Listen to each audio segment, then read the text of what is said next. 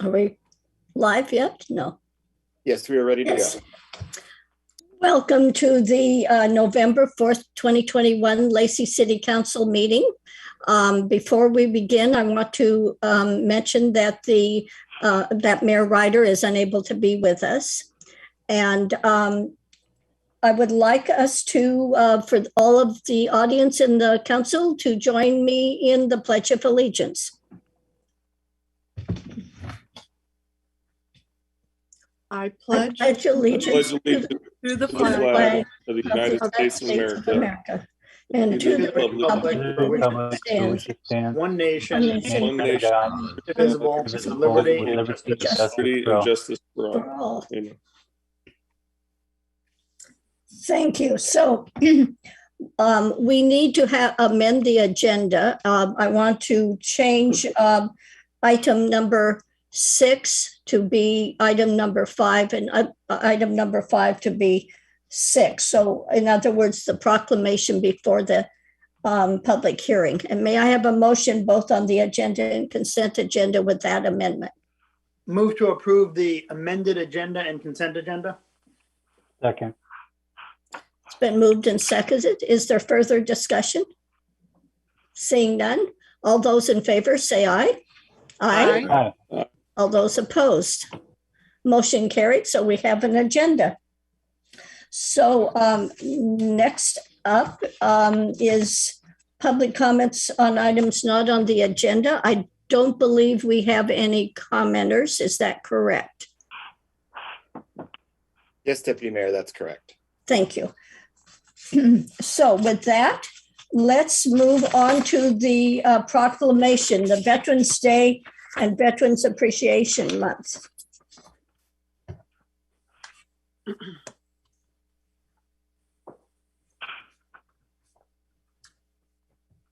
And I'll begin. City of Lacey official proclamation. Whereas members of the Army, Air Force, Navy, Marines, Coast Guard, and Merchant Marine have answered a high calling to serve and have helped protect and secure the United States of America at every turn. And whereas our country is forever indebted to our veterans for their courage and exemplary service as selfless individuals who, when duty called, willingly put themselves in harm's way to defend the lives and liberties of others. And whereas we honor those who laid down their lives in freedom's defense and made the ultimate sacrifice for our benefit. And whereas on Veterans Day, we salute those who have proudly worn the uniform of the United States of America and the families who have served alongside them. And we express our enduring gratitude, both in words and in actions, for their service. And whereas many veterans face overwhelming unknowns, through community collaboration, we can ensure that those who have served their nation receive the resources they deserve. And whereas through their commitment to freedom, our veterans have positively impacted millions of lives and made our country and the world more secure. And the City of Lacey resolves that their sacrifices will always be remembered. now, therefore, said I, Cynthia Pratt, Deputy Mayor of the City of Lacey, on behalf of the City Council, do hereby proclaim the month of November 2021 as Veterans Appreciation Month in the City of Lacey. And I encourage all community members to recognize the valor and sacrifice of our veterans and to actively support our local veterans and their family members. Signed, November 4th, 2021, for the Mayor Ryder. And with that, I would like to find out if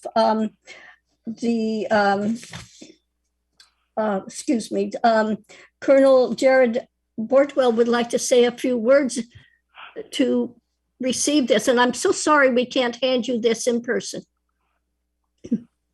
Ms. Pratt, I appreciate, first of all, thank you very much for continuing to involve 1-2 Stryker Brigade with our community connector.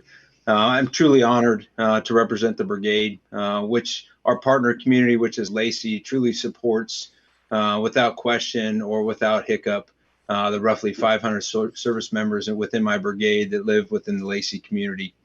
We are proud to be partnered with the city that shows the strong support for the veterans and their families. It's fitting that in your proclamation, you acknowledge both the service member and their sacrifices, and those who wore the uniform as well as their families. And I think that's truly important to recognize those that were on the home front, as well as the service members that sacrificed so much in support of our uniformed formations. Our brigade deployed, as you all know, multiple times from the 2003 to 2012 in support of the global war on terrorism. And we're grateful for those veterans that have served in our brigade across all branches. And many of those still serving in uniform today, but many of those living in our local community, some of which are in Lacey. We are truly appreciative both of their support, their continuous support, as well as our first responders, to include teachers, community leaders, and all those that make up that nucleus of support that we depend on a daily basis. Regardless of our veterans branch, whether it's Army, Navy, Marines, Air Force, or Coast Guard, this day belongs to all of them. And generations of patriots devoted themselves in defending our country and enabling us to have the type of life we do have. And we're honored to continue that lineage. And we truly appreciate the enduring support of the Lacey community. And again, thank you for the opportunity to participate today. And without question, I'm truly appreciative of all the support that Lacey continues to provide the brigade and our 5,000 soldiers. Thank you. Thank you so much. We really are very honored to be able to appreciate our military community here in Lacey and how much we're connected to JBLM. So thank you for your good words. And with that, I will let you go or stay, whatever you want to do. So Take care, Jared. We'll move on to our public hearing. And so the first up is our Finance Director, Troy Wu, for the 2022 Revenue Sources hearing. Sorry. Great. Thank you, Deputy Mayor Pratt. Good afternoon, Council. I'm going to share my screen. Okay, hopefully you can see that now. So this will be the first of 3 scheduled public hearings on the 2022 budget. This particular hearing is required by state law that we conduct this prior to adopting property taxes for the following year. And the council is scheduled to consider the 2022 levies at your November 18th meeting. So obviously we want to talk about property tax, but I also want to talk about other revenue sources while we have this opportunity, which would also include utility rates. But first, let's start with the general fund projections for 2022. And this slide looks a little bit different than what you've seen in past years. There's 3 years worth of comparison. Obviously, this has been a different time with the public health emergency in terms of its impact on the economy, our actions in terms of what we've done in budget and trying to anticipate those impacts. So it does make sense to show 3 years in comparison. I will point out that 2020 does include about $2.3 million worth of CARES Act funding within the budget. So that does inflate that budget slightly. The 2021 budget does not have any considerations for CARES Act. And then the 2022 budget is as projected. I will point out that there aren't any considerations for the American Rescue Plan Act revenues within there. So it's fairly close to an apples to apples comparison. If you do look at the, the various categories, most of these categories are projected to increase for 2022. The major change or the reason that you're not seeing a bottom line increase is the all other category, which is the bottom category. That's really related to capital projects that occurred in 2020, 2021, as well as transfers that have occurred in between funds that aren't occurring at the same level in 2022. And I'll cover each one of these categories in greater detail throughout the presentation. Before getting into those details, I do want to show a side-by-side comparison with 2021 and 2022. Again, you can see that most of these categories are showing increases for 2022. Overall, a slight decrease of about $300,560 compared to this year's current budget. I'll also point out that there is a slight change to the bottom line proposed budget compared to the budget the city manager presented on the 21st of October. We did receive the 2021 property tax refund levy amount, and we've also had a slight adjustment to the new construction, which in total is about a $54,700 increase to these revenues. I do like to show this in graph form as well, just a different visual for you all to see. What's interesting here is if you think about the general fund, and these are the budgets I think that the public most identifies with in terms of services. So police, parks, engineering, streets, administration, city council, of course. 55% of our revenues in 2022 are projected to come from taxes. 20% coming directly from user fees. So these are fees that are paid directly by those receiving those services. So let's jump into the details of each of these major categories. So property tax for 2022, we have a projection of $8,046,645. This is an increase of just over $458,000. The majority of the adjustments are coming from new construction and annexation adjustments. The new construction that at this point is projected to be $221.5 million. This is historically still high, but definitely a decrease compared to last year or the current year. We added $311 million in the current year. The annexation adjustment is just under 120 million. And this is from the Marvin Road Stillicum annexation that the council was involved with back in, I believe, May of this year. So both of these new construction annexation, we are allowed to grow property taxes outside of that 1% due to these two factors. So you know, the projection does include the council accepting these adjustments as increases to the overall levy. The projection for 2022 property tax does include the 1% increase. As you know, the property tax growth in any given year is limited to 1% or the implicit price deflator, whichever is less. For next year, the factor we are bound by for implicit price deflator is 3.86%. So that is following the trend lines that we've seen with other inflationary factors, which are higher than normal and certainly higher, the highest we've seen in a number of years. But again, the property tax projection does assume a 1% increase. I also want to point out that in 2021, the city will be making its final payment on the 2002 fire safety improvement bonds. So this is a voter approved property tax levy that will not be levied in 2022. This will be an overall savings to the city and its citizens of about $460,000. This was in the current year about a 6 cent per $1,000 levy. So I do want to show the total property taxes projected to be collected by the city in 2022. So about $8.73 million in 2022.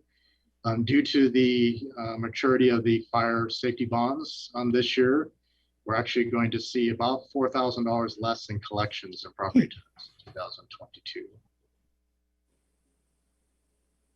I do want to show the council and the public the board adjustments to the property tax for 2022. So here on screen, you could see that the 2021 property tax levy was just under $7.6 million.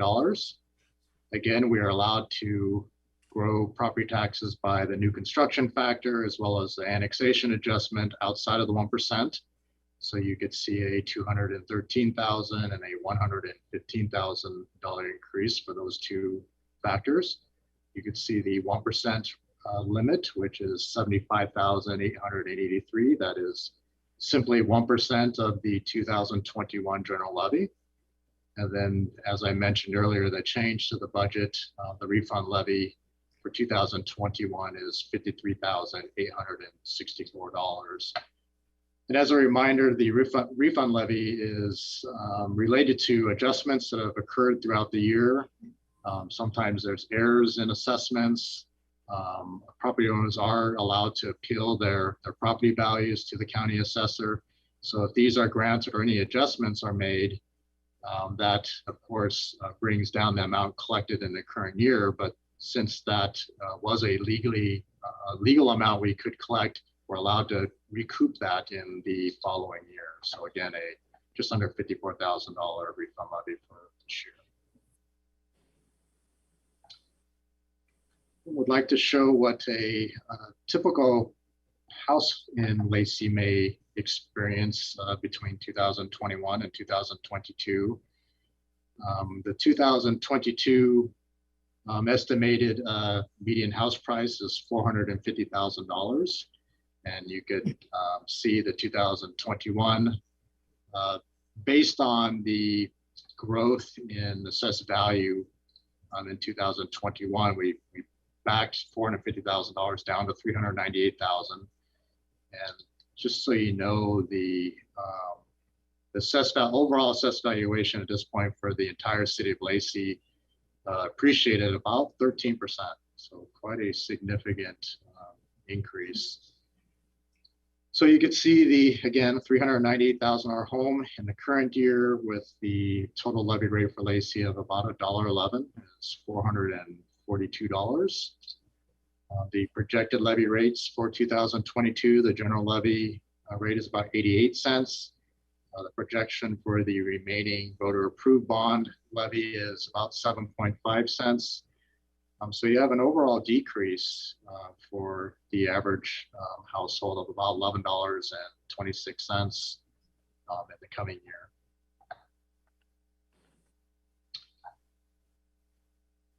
I do kind of want to illustrate some of the history of what a typical house might have experienced for the last 10 years. So what this slide here shows is a random house in 2012. I believe the assessed valuation for this house back in 2012 was about $240,000. So what we have here is we have applied the average assessed valuation per year to that $240,000 house in 2012.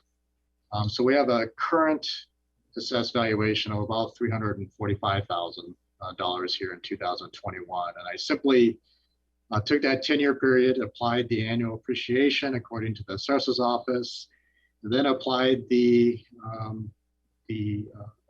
levy rates for both the city and the overall levy rate. So that would be all of the taxing jurisdictions that this house in Lacey would have been assessed taxes for.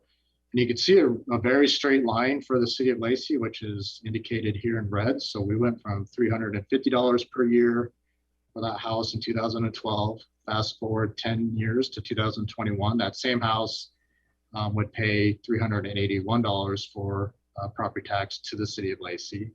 And that is a 1.08% annual increase. So right at that 1% limit throughout that 10-year period. And if you basically apply the same factors to the overall levy, so again, $240,000 assessed valuation is about $2,885 in 2012. The various depreciations throughout the year to 2021, you have a property tax of $4,248, and that annual increase is about 4.2%. So quite a difference. But you know, what's really causing that change and that difference between the city of Lacey is we're subject to that 1% limit. Most taxing jurisdictions are subject to the 1%, just like the city of Lacey, but the state levies The school district levy and any voter approved levy is not subject to that 1%. So that's why you're seeing that change in comparison to the total levy versus the City of Lacey levy. So that is what we're projecting in terms of 2022 property taxes. I do want to make it aware to the public that there are a couple other sources out there if the public is interested in more information on property tax. And the first is, I do want to also point out the county resources. This is a website that the city manager highlighted during his presentation on the 21st. But this property tax distribution is a link, and you can find that on the county assessors and the county treasurer's websites. You could actually put your own parcel number in there and see exactly where every cent of your property tax is going to. So a very, very nice tool. Answers a lot of questions if you do have questions about where your tax dollars are going. I'd also like to reiterate something the mayor highlighted during the city manager's presentation, and that is a recent conversations with council. The subject was Taxes 101. This is a conversation that was hosted by Mayor Ryder and Councilmember Kunkel. It aired at the end of September, but the replay is available on the city's YouTube channel. So if you do have a continued interest in learning more about taxes in general, please take a look at our YouTube channel. So let's look at sales tax, which is actually the city's largest source of revenue for the general fund. What you're seeing here on screen are the budget amounts for the last 10 years. You can see what we projected in 2020. We expected that the COVID health emergency was going to severely impact property taxes. That did not occur, but at the time when the public health emergency was starting to evolve, we were hearing business closures and school closures and things like that. So we did expect about a 25% decrease to sales tax. Thankfully, that did not occur. On that same influence you see in the 2021 projection at about 11.7 million. As you know from our monthly reports of sales tax, we are exceeding that expectation. And then you look to the 2022 projection of about 14.2 million. That's about a $2.5 million increase over the projection for 2021. And that's not to say that sales taxes are expected to increase that much. That's more an issue of having the projection catch up with actual collections. But you want to spend some time looking at some of the categories individually. Go to my next slide, and what you have here on screen is the top 20 sales tax categories for the city of Lacey. This top 20 list consists of 91% of all sales tax collections. So I think it's pretty representative of the trends that we're seeing across the city. Just for your information, there are 90 total tax categories. And I counted the October taxpayers. We had 7,658 sales tax payers to the city of Lacey, or not payers, but collectors of sales tax. The overall sales tax for the year, so year to date, and this would be essentially through August, because we do receive sales tax 2 months in arrears. We're about 12.6% above last year's sales tax. The most current month, which the receipts were in October, but were based on August sales, was about 5% higher than 2020. So I do want to highlight that 17 out of the 20 categories are showing increases. In fact, many are double-digit increases. I think this is an indicator of a recovering economy, an economy that's fully opened. So it's really matching what we think is going on out in the economy. Although I will again say that we are somewhat surprised by the size of the growth and the variance within the various categories. So I do want to highlight a few of these categories. We'll start with general merchandise. I do have some detailed slides to follow some of these general comments, but this is our single largest category. Year to date, we have collected about 11.2% higher than the previous year, about $208,000 more than last year. This 11.2% increase it's been tracking pretty true month to month. We've been right in between 10 and 11% increase per month throughout 2021. Also want to highlight construction of buildings. This is our second largest category.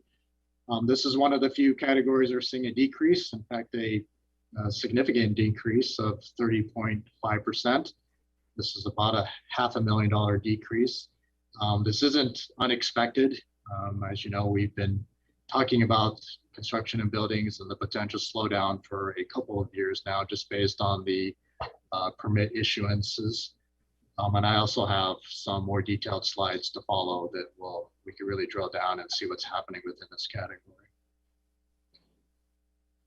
I do want to highlight these two categories, merchant wholesalers, as well as professional, scientific, and technical services. These are showing two of the larger increases percentage-wise in comparison to last year. These are one-time in nature. These are related to development largely. So when take a large industrial development as an example, those aren't just shells of buildings. We have lots of equipment. We have computer systems, HVAC systems that are all installed with those buildings. Those are typically separate from construction, and they're separate equipment purchases, and they typically fall under these two categories. So these are really related, again, to large commercial and industrial development. Next category I'd like to highlight is food services and drinking places. This is restaurants. I think if you think about our various categories of sales tax, this is the one I think benefits the most from a fully opened economy. You think about the damage that was done to sit-down restaurants during the severe restrictions or even complete closures throughout the pandemic. So this is a really good sign that those restaurants are coming back and consistent with what we would think in a recovering and fully reopened economy. Administrative and support services, 24.2% increase. This is an interesting category. Some of the more significant and more numerous taxpayers within fall under landscaping, alarm security services, online services as well. I kind of think about how behaviors have changed throughout the pandemic, and I did a lot of landscaping in my personal life, and I've seen it throughout the neighborhoods. I think just expenditures shifted as travel restrictions were in place. I think there were investments made in homes. You think about online services in terms of maybe a streaming service. A lot of our entertainment choices changed throughout the pandemic as well. So I think that makes a lot of sense in terms of seeing this type of increase within this category. And then the final categories I'd like to highlight are the miscellaneous store retailers as well as the non-store retailers.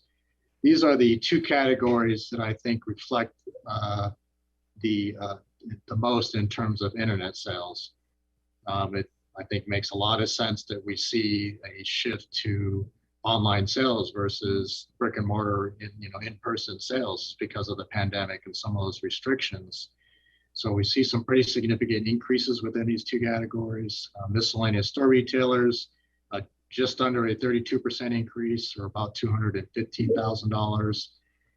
In terms of non-store retailers, an 18.4% increase, or just under a $30,000 increase. What's really interesting in non-store retailer, the last 5 months, we've actually seen declines. I know it's not reflected here in this year-to-date total, but the April, May, June, July, and August all had decreases within this category. So this 18.4% increase all happened during the first part of the year. And I think that makes sense. As the as the economy started to open back up, as we saw the positive cases of COVID start to decline during the early summer months, I think we saw a shift from online sales back to that brick and mortar in-person sales. So that, I think also follows kind of the logical thought process. In terms of US online sales, I don't have any local statistics on online sales, but I think now I kind of regret not having a separate slide for this. But if you look at the pre-pandemic annual growth of online sales from year to year, so thinking 2019 and the 9 or 10 years prior to that, the nation saw an average growth to online sales of about 15%. 2020's online sale growth was 32.4%. The second quarter of 2020 alone was a 44.4% increase to online sales, which all makes sense as we had travel restrictions and restrictions to the number of people that could actually be inside of a store. It makes complete sense that you'd see a shift to online sales. I took a look at the second quarter US growth to online sales, and it was only 3.3%. I don't know what will happen in terms of the entire year as we look forward, but I think that's also a signal that the economy, both locally and nationally, is again moving back to that in-person brick and mortar purchasing. In second quarter 2021, online sales made up 13.3% of all retail sales in the nation. So although we're seeing very strong growth within this segment of the economy, it still makes up a relatively small portion of overall retail sales in the nation. So as promised, I did want to spend a little time looking at the details of our two largest partners. Yes. Can I interrupt just for a second about the online sales? You bet. So, I always had a question about if I'm buying something from home with my credit card with the address as compared to I'm out of town making the same purchase with the same card, who gets that sale? Is it local or is it? Well, with a retailer that's based in Washington, the sales tax would be sourced to the destination, so the shipping address. So in that case, Lacey, we receive the benefit of your online purchases that were delivered to your home. Nationwide, it's more of a voluntary basis. I'm not sure the current statistics, but at one point, there were a number of states that signed on to a cooperative agreement that they would share retail sales tax. And it was quite a few states. I want to say it was in the neighborhood of 30 states. So the same result if you were to purchase from an online retailer from one of those 30 states, that sales tax would be sourced to Lacey. Now then there's a large number of major retailers that are voluntarily collecting that sales tax and remitting it to the destination of that sale. So I think the lion's share of online sales is being sourced to Lacey, so we do receive that benefit of that type of purchase. It just something as a municipality and as our local chamber and just us in general, we're always promoting local, buying local because sales tax has a huge effect.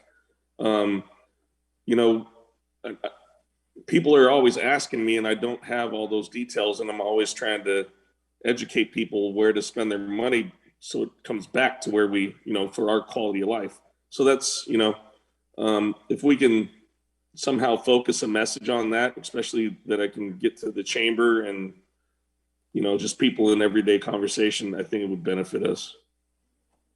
That's a good point. So you have on screen here the 20-year history of the general merchandise category. And you can see very significant growth in the early 2000s. If you think back to the type of development that Lacey was experiencing, you had the development there at Hawks Prairie, Marvin and Martin. You also had the Galaxy Road developments. You had the corporate center developments, all occurring in that time period. In fact, the last major retail development we had occurred in 2007. So you had very strong growth as we had those new stores opening up in Lacey. 2008, 2009, we of course had the Great Recession. And we had probably a 6-year period of basically no growth here in the local economy. And then in 2016, 2017, we started to see slow upticks to this category. And then 2020, as we've seen from the impacts of the pandemic, we saw even stronger growth of this within this category. And one of the questions that I constantly receive, and I think you might as well as you're out in the community, is why isn't this category growing? Lacey is one of the fastest growing communities in the state. In my time here, we've always outgrew the rest of the state in terms of population growth. So why isn't this category at least growing by our growth rate? So I developed this slide, I think it was 2 years ago, and it's a per capita analysis of the general merchandise stores category. And you can see that there's basically no change for a 9-year period, 8 or 9 year period. We had almost 24% population growth from 2007 or 2011 through 2020. That's about 10,000 people. We did, of course, have growth throughout this category, but we didn't see any significant growth. I think a lot of that has to do with we haven't had any major retail developments during this time period. But I also think, if you think about the type of retail Lacey has, we're dominated by non-discretionary goods, think groceries, household products, that type of thing. There's just not a lot of ups and downs within those categories. But, we did see a change in 2020.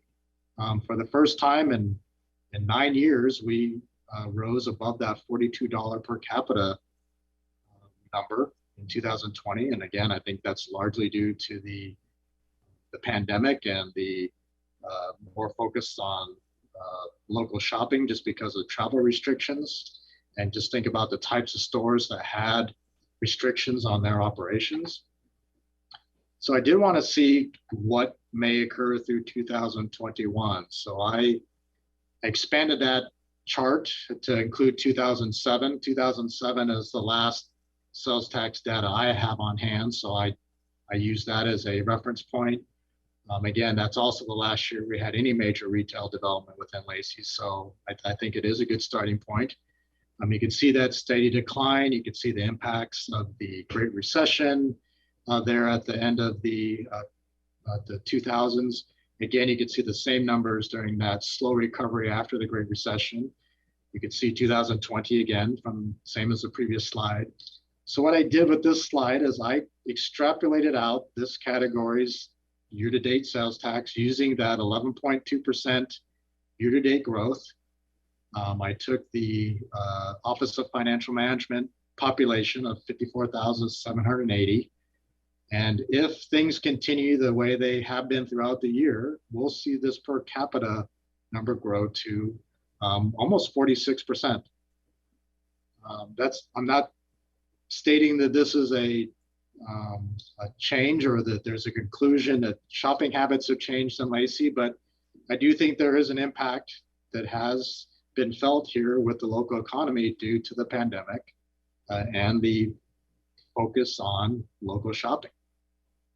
The real question is whether this type of growth is going to be sustainable once things go back to normal.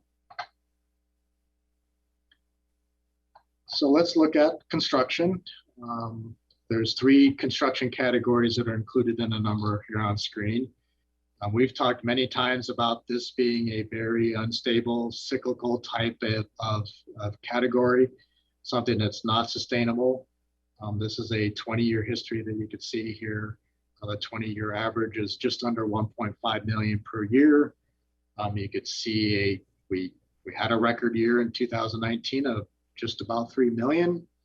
Our previous peak was 2007, and that's when we had the residential housing boom, We collected about $2.4 million in sales tax from new construction. We bottomed out there in 2010 at about 764,000. Of course, that was the housing bubble and the Great Recession impact. You could see, a return to higher collection rates for construction. I would need to go to my next slide. So we've talked a lot about residential developments here in the last decade. I mean, that's really been our focus, but that's not really a valid measure anymore. The focus has not been on residential development for about 3 years. Most of our residential development here locally is going out into the unincorporated areas of the county, but within the Lacey urban growth area. So we've had a shift from, again, residential to industrial development. We've also seen the impacts of the North Thurston Public Schools bond projects in 2016. So you can see that impact, that little spike there in 2016. 2016, we also had our first multifamily development. We had, I think, 3 of those developments submit permits in 2016. We hadn't seen a permit for multifamily since 2008. And then, of course, 2019, we have more multifamily development that started to occur in 19, as well as industrial buildings out in Hawks Prairie. And again, leading to record levels of sales tax collected from new construction. So you can see we had a very good year in terms of permit issuances in 2019, almost $300 million worth of valuation. It's been on a decline since then, which is why we're not surprised that sales tax and new construction has been in a downward trend. You can see our last full year of collection or permit issuance in 2020. We issued 240 residential, commercial, industrial permits with a valuation of about 126 million. This year to date, so this would be through October, so we just have 2 months left in the year. We've issued 163 permits at a valuation of under 91 million. So when you think about sales tax, to generate $1 million in sales tax, you need about $119 million in sales activity. In this case, construction activity. So you can see in 2020, we were just over that $119 million threshold. So we would expect to collect about $1 million in construction in from the 2020 permit issuances. 2021, just using a straight line projection for year end, we would, using that $90.5 million, we'd end up with a year end valuation of about 109 million. So under the 2020 factor, but right in at that $1 million per year in sales tax generation from this activity. So that's all to say the projection for 2020 sales tax, there is a bit of conservatism built in it, just because we're not sure what the sustainable impacts of the pandemic and change to shopping habits. Of course, we have what we just looked at here in terms of new construction and what we may see based on our permit activity here in the current year. So let's talk about utility tax. This is another significant source of revenues for the general fund. We are projecting an increase of about $233,000 for 2022. The categories that we expect to have the most significant growth is electricity at about $176,000 increase, as well as Lacey-owned utilities with an increase of about $169,000. These projections are based on population growth as well as known rate increases. So we build all that into these projections. You can see that we're continuing to project decreases to telephone utility tax. And I do want to show the council and the public really what we're seeing and what we have seen in the change in telephone usage. I only look back to 2014. The just the nature of telephone usage has changed quite a bit. So the numbers pre-2014 are kind of all over the place. So that it wasn't real valuable in terms of showing you a graphic. As an example, 15 years ago, we collected utility tax separately on long distance. I can remember back to those days, we paid our landline telephone bill to the local franchise, and then we paid a separate bill to a long distance company. That's all changed now. We all have, most of us, I would assume, have long distance built into our cell phone plans, and we don't incur long distance charges any longer, or at least it's very few and far between, I think. Also, what's at play here is the Internet Tax Freedom Act. This is a federal law that was signed into permanent law in 2016, but this has been in place either in a temporary fashion or permanent fashion since 1998. So this is it prohibits the collection or the taxation of internet-related activities. And back in 1998, the federal government wanted to promote and help internet grow to what it is today. And I would say it was a great success. So one of the things to help the internet along in terms of that business endeavor was to suspend taxes. So if you think about the nature of our cell phones, our mobile phones, we've gotten further and further away from actual telephone use. We have social media. We're using our phones and mobile devices for internet. We're using texting for communications. Those are all data driven, which falls under this Internet Tax Freedom Act, which means local jurisdictions cannot tax that type of activity, which is completely shifted from 15, even 10 years ago. So you can see a very steady decline to the city of Lacey's utility tax from telephone. We went from about 1.25 million down to a projection in 2022 of about $469,000. So significant changes. Just some fun facts. My family is an iPhone family.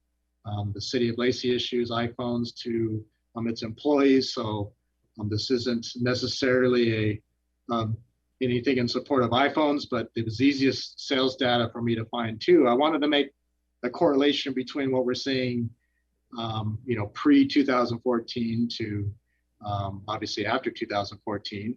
So the iPhone was introduced and first sold on June 29, 2007.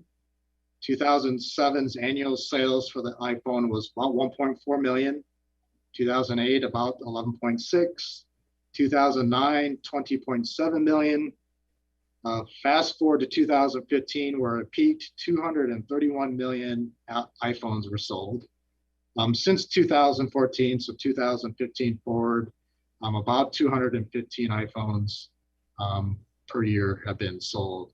So a definite shift from landline usage, long distance usage, the type of usage that we're seeing out there. So while disappointing, we're seeing this decline to this category that makes complete sense as to what's happening out there. So I'm glad I'm contributing to the city because I refuse to get rid of my landline. You too, Deputy Mayor. Continuing on to another major category, other taxes. The primary taxes within this category are B&O tax, business and occupation tax, admissions and gambling tax. Really a wide range of projections within this category. Business and occupation tax, we have about a $445,000 increase projected.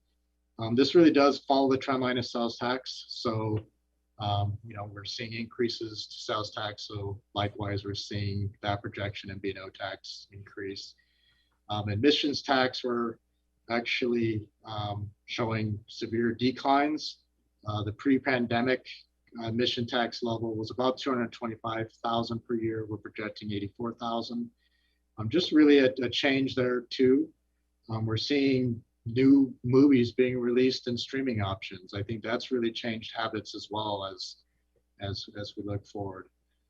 Gambling tax, we had a pre-pandemic collections of gambling tax of about 415,000.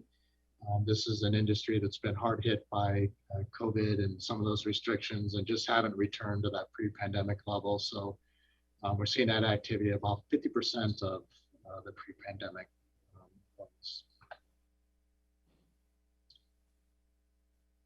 State shared revenues, we are seeing increases to these categories, but these are largely based on the City of Lacey's population growth. We're not seeing, of course, these are taxes and collections at the state level that are distributed on per capita basis. So like I said, we are growing faster than the average city, so we're seeing increases, so a larger share coming to the City of Lacey. Service fees, we're projecting a significant increase, nearly 800,000 for 2022. The major reason is interfund engineering and parks maintenance charges. As you know, we are increasing our workforce within the engineering category because of our significant capital improvement programs. We just need that extra manpower for design as well as construction management, project management. So we're, as you know, adding 6 positions to engineering. The reason you see the revenue increase is we treat that almost like a business activity.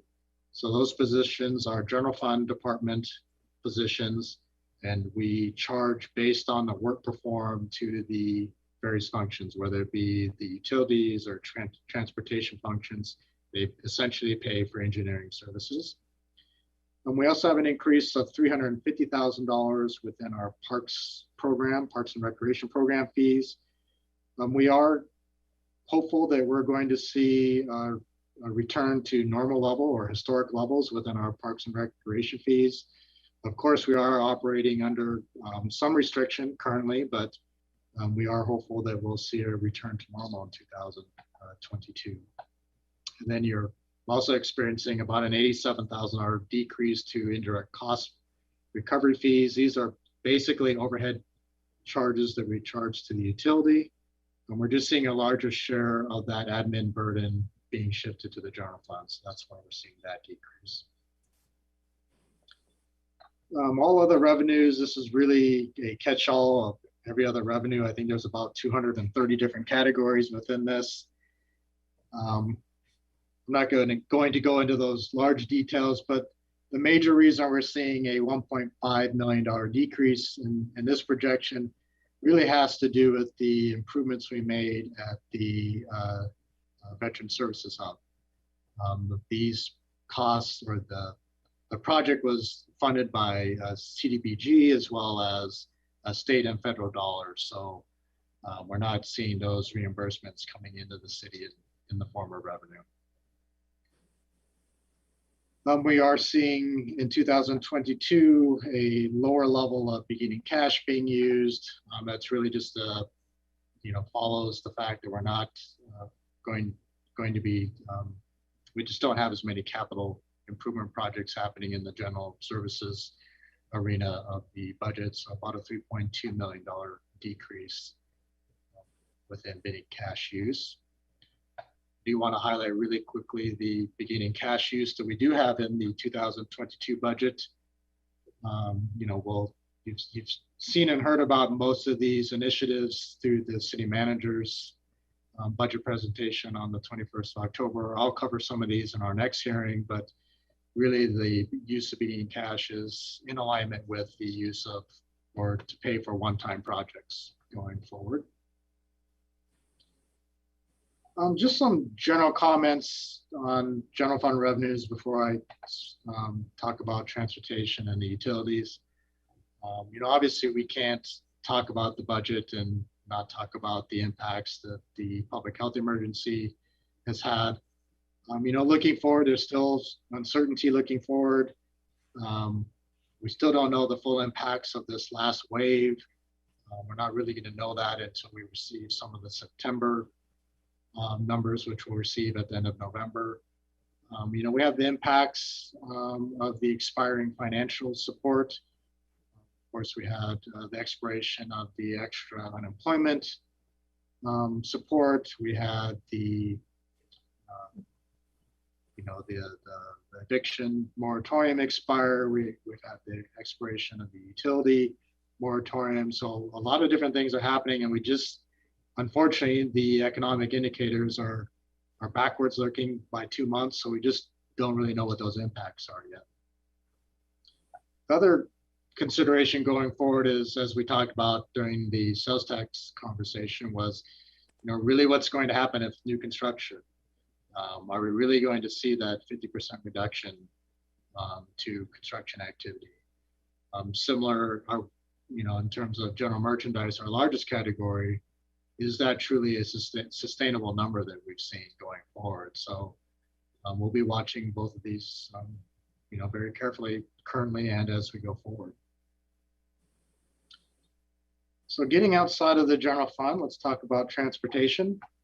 We are projecting $2 million in real estate excise taxes.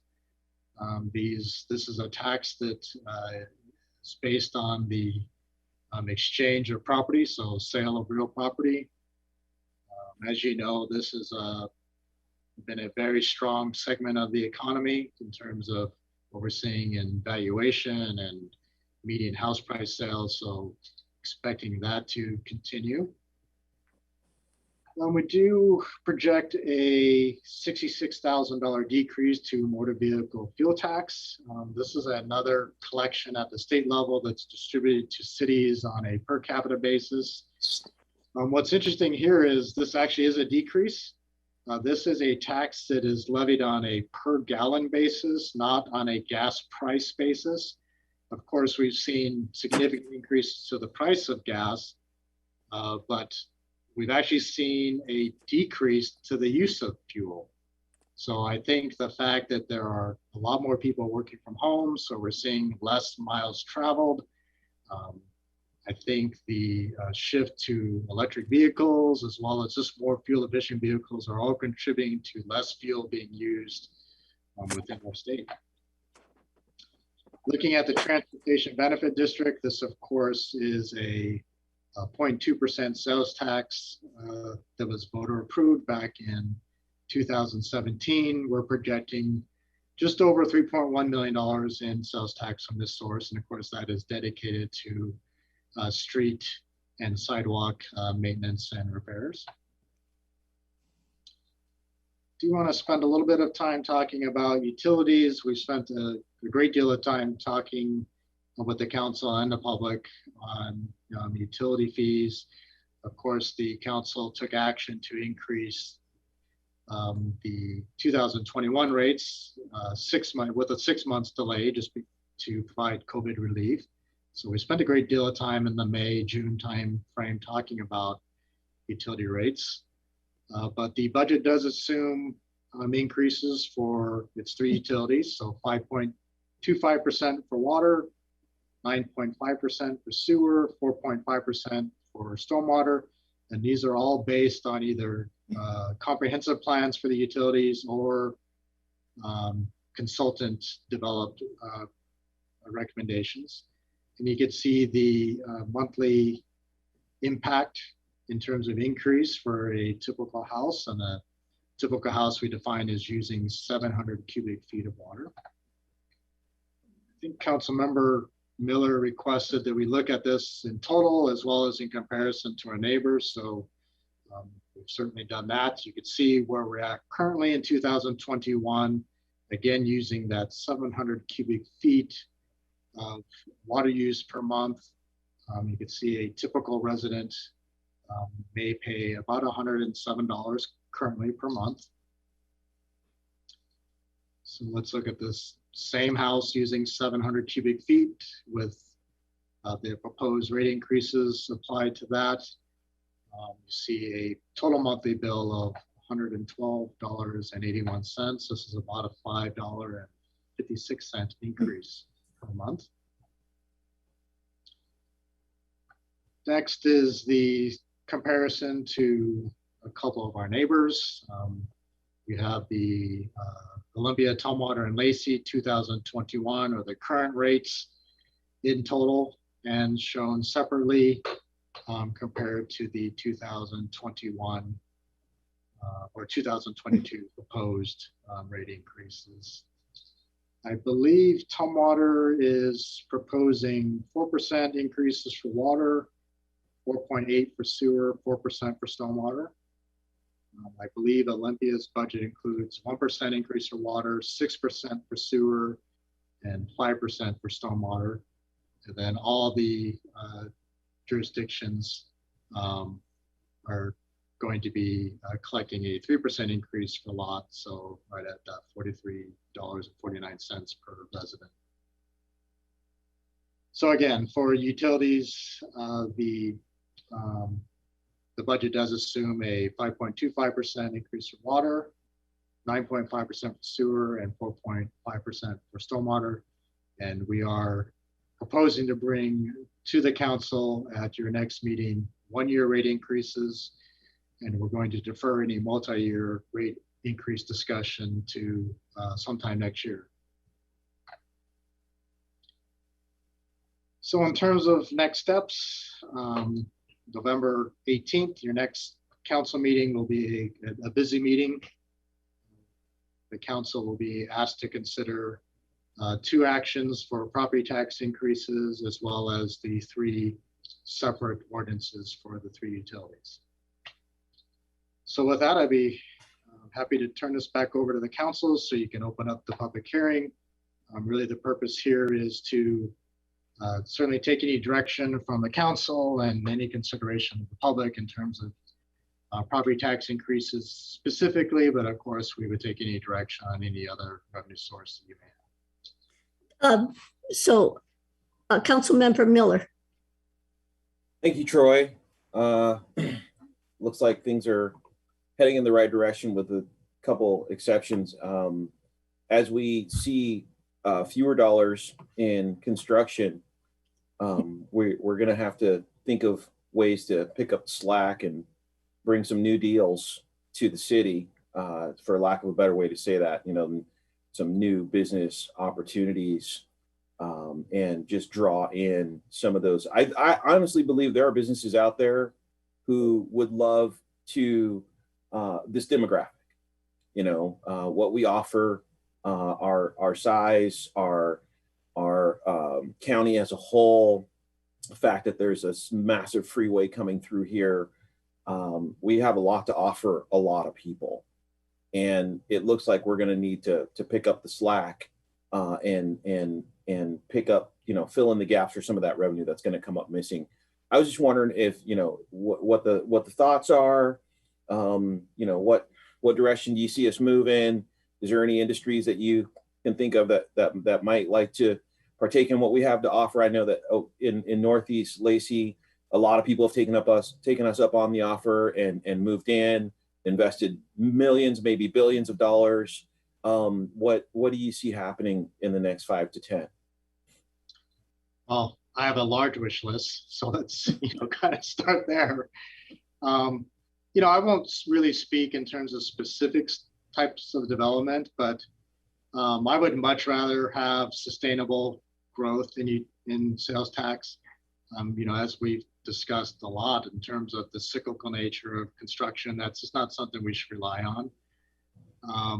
I do like the fact that we do have a lot of non-discretionary retail, but you don't really get those benefits during those really strong growth years with that type of development. So something, in the discretionary type avenues, there's the auto industry. There is, you think of what you would see at a typical mall. And I know that there's just changing demographics, and I know that the type of retail that people prefer changes every 8 to 10 years in terms of preference. So maybe the mall is not the model, but that type of new growth in terms of sales tax, and that would be sustainable. So we're not having to deal with the ups and downs, and that it gives us that predictability in terms of our budget and what we're able to sustain in terms of service levels to the public. So I just want Yeah. stability in terms Yeah. of looking forward. Well, a lot of times when cities get in this position, they turn to their tax base and say, oh, well, we can draw from there, which is just, what we all signed up to not do, especially when we can bring some new deals to the table that can fill in the gap. So that's why I ask, and I don't know, Scott, I'd love to hear your opinion, man. Well, it's interesting. I was invited to a Leadership Thurston County discussion this morning, and this whole issue came up about what is the future of communities and how do we intersect with economic development. And I would say between Olympia, Tumwater, and myself, the whole retail industry is changing, and it is moving toward the online realm, if you will. But there are still physical products, and Troy mentioned those, like auto. Think of trailers, boats, same kind of thing. Those are large ticket items that we just don't have. But we also miss some, buying even a suit somewhere. I mean, we don't have like a men's clothing store, those type of things. We are missing sort of that variety of retail that probably still could work in, our community. But, this goes back to, and I think Rick's group has done a really good effort on this. We're going to spend more time on focusing, working with property owners and trying to figure out what the market is going to accept. I don't want to miss out on the opportunity there. I think our next realm is going to be entertainment, because at some point, that is where it's going to attract people to come to a place, a gathering place, and then that will generate other activities where people want to spend their disposable income. So that's probably where we're headed to in terms of a future. But it's going to be more difficult for property owners and businesses to invest a multi-million-dollar project when the market is going increasingly online. That's a big risk for anyone. But we got to constantly be working and being sort of in step with the market. But as we talked about at this leadership class, is that I know people get frustrated. They look at a vacant piece of property and say, well, that would be great for a grocery store. And we don't necessarily disagree with that, but we don't control the property. And we can't control the timing of the market. And really the best that we can do is set the table and be a convener to see if we can actually take advantage of the opportunity that the market provides. So we're constantly in this mode of trying to hopefully make something, I'll say, economic magic happen. And I would add that we're going to have some valuable information coming to us here shortly. So we are in the process of conducting a market analysis through our comp plan update process. So we do have a consultant on board that is going to inventory properties, going to inventory the region in terms of what kind of retail is out there currently and what might fit in the changing demographics, the changing trends we're seeing out there. So, I think that's going to be a very valuable report in terms of what direction our region, our city may go. And we may be able to focus in on some of those aspects that we don't have or what is shown lacking in terms of the region, so we could really capitalize on what's missing. So obviously I think we'll be looking forward to that report when it's complete. I'm going to add one other thing too. We got to recognize the fact that we have some good fundamentals as far as our community. So we talk about state government. We also talk about joint base Lewis McCord. That is a great stabilizing factor for our community. So we're not experiencing the ups and downs that someone's solely relying upon, say, manufacturing or a mill or those type of things. So that's good. Now, as a city, what can we do to increase the quality of life that will then eventually have more people want to build their next business here or a large employer come in because of what we have to offer? And so I think that's where we can, as a city, move the needle a little bit and look at ways that we can do things to make our community more attractive to the outside. Are there any other quick questions before I open up the hearing? By the way, I totally agree that one or two books that talk about loving your city basically talks about how lifestyle really makes you enthusiastic about living here, and we need to encourage that. So I don't see any other hands raised, so I'm going to yes. Deputy, I'll just insert the Port of Olympia into that, even though it's pales in comparison with the investment they have in other cities. It's still here, so that's a good one. If it went away, it wouldn't be good. Great job, Troy, as always. Yeah, thank you. So with that, I will open the revenue sources hearing for on 5:10 p.m. November 4th. And as I understand it, there was no one that signed up to testify for this particular hearing. And I have not heard anything different. So with that, I'm going to close the hearing. It is 5:11 p.m. on November 4th, and that hearing is closed. So next up will be a 2022 budget hearing presentation, and then we'll have the hearing. Thank you again. Let me share my screen.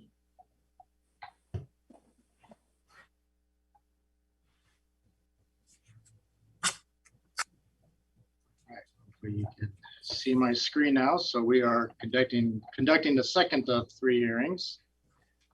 This is a hearing on the budget as a whole. We will conduct a second hearing on November 18th, and the council is scheduled to consider the 2022 budget on December 2nd of this year. So let's look at the total proposed budget. Again, I'll mention that this is a slight increase compared to what was presented by the city manager back in October. So it again is that property tax refund levy of about $54,000 that increased the budget. But you can see overall we have a total proposed budget of about $73.6 million. This is a decrease of about $16.5 million. Just in general, the main reason for the decreases have to do with changing levels of capital improvement program. We had some very significant transportation projects completed in 2021. So you can see that in the capital projects line of a decrease of about $4.9 million. When we completed the Russell Road retaining wall project, that was about $1.7 million. The Hawks Prairie Road and Marvin Road Roundabout was completed. That was about $1.8 million. And then in 2021, we have a $2 million transfer that went from arterial streets to the transportation benefit district to increase this year's overlay program. So again, significant transportation projects completed this year, a little bit lower level of projects next year. You can see the other impacts to the budget from reducing capital budgets and the utility budgets, most significantly the water utility. We have, for this coming up year, we have about $7 million less being spent by the water fund for the Capital City water and septic tank conversion project. We also about $8 million less in budget in terms of construction due to the Hawks Prairie sister tank project. So again, 8.2 million. So really what we're seeing here is a change to capital projects as well as any transfers from fund to fund those capital projects. So I want to show the same information in graph form. Really what's interesting here is the utility funds make up over 50% of our entire budget. In fact, it's 51.9% of the total budget.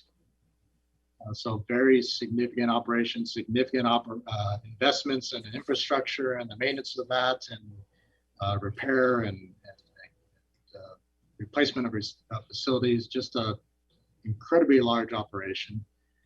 In terms of capital improvement within the utilities, 2020 alone, the budget is $38.5 million. That's about 22% of the entire budget, just in capital projects related to utilities. And also another significant portion of the utility budget is basically the pass-through of lot revenues. So we collect revenues, the partners collect the revenues on behalf of lot, and we simply pass those revenues on.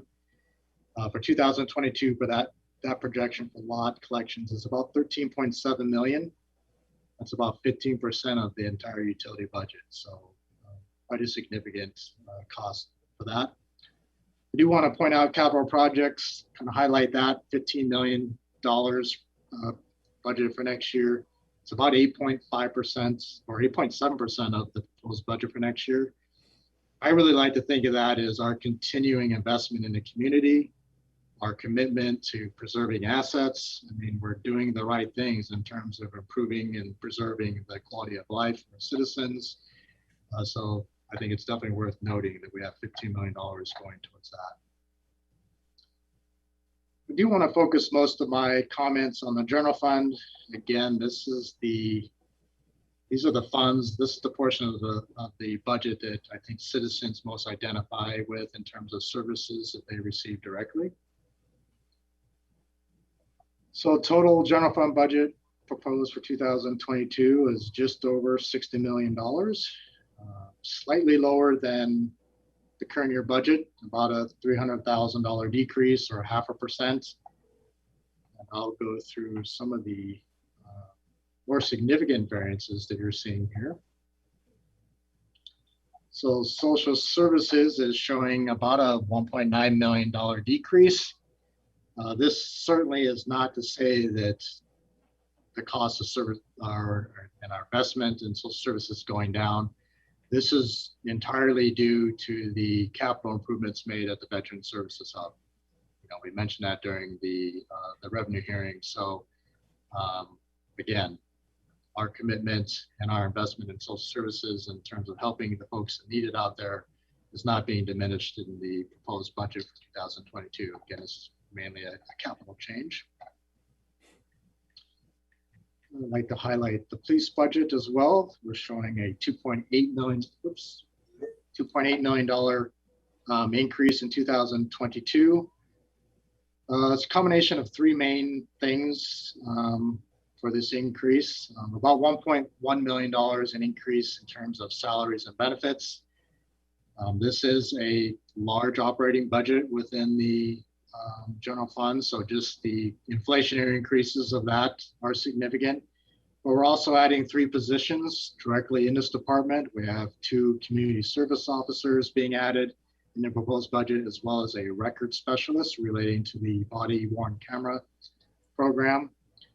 Another significant contributor to the increase is the cost and the police department's share of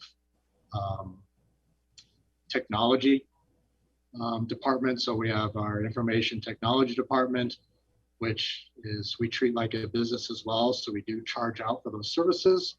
And we're seeing about a $400,000 increase there. Well, one of the main reasons is we invested in technology for the police department. We have a significant rollout of laptops to each police officer. I think we purchased about 60 laptops for distribution to help with basic service delivery and having information at the fingertips of our officers as they're out in the field.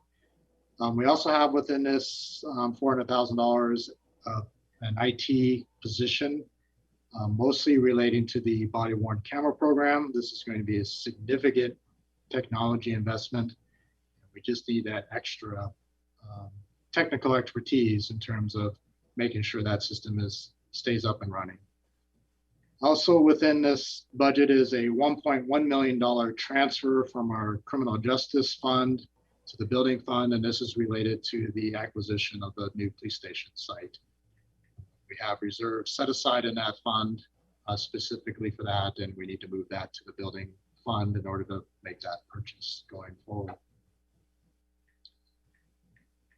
Public Works has about a $1.2 million increase compared to this year's budget. Almost $1 million of that is additional salaries and benefits. We previously talked about the 6 new engineering positions needed to design and manage this significant capital improvement program. So those salaries reside in this department. Just real quick. Yes, so with the addition of those positions, does that mean that a portion of the design work that we outsource is going to be done in-house now? I think we're going to see a similar level of in-house versus contracted design. You know, I think some of that just depends on the project in terms of how technical the project is, or certain aspects of the project are outsourced. But I think we're going to see a very similar level. But really, we're talking about volume here in terms of the need for the positions and to just keep these projects moving forward in terms of making sure we stay up on our required maintenance and repair, as well as dealing with. So then our design costs probably won't change all that much. No, the design costs are all built into the projected capital improvement program. So there's just a certain portion of every project that goes towards design. There's a certain portion that goes to construction management. So that's all built in. Again, it really depends on the type of project, but from my standpoint, I always just kind of look at a 15 to 20% cost factor in terms of engineering, in terms of project management as well as design. Because we got a lot of design work for Coolio coming. A lot of design for which? The Greg Coolio thing. Oh, yes, there's not oversight of that, certainly in terms of the